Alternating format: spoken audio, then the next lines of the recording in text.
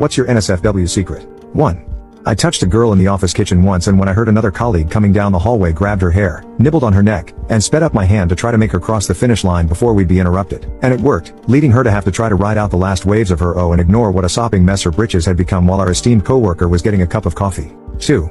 I used to post dudes here and really miss doing it.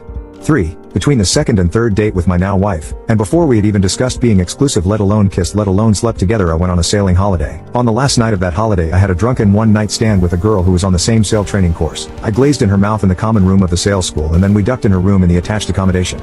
A week later, I had the third date with my wife. Of course I lied and said there was a girl who I was attracted to, but nothing happened. 15 years later, for some strange reason, I haven't been able to tell her. It isn't the fun time part. We've told each other details about almost everything else in our fun time past. It is the original lie on the third date, I'm afraid to admit. And I don't know why. It was far from my only one night stand, and she had more casual fun time than I did before we met. I think she'd probably suspect something happened that night. It wouldn't make any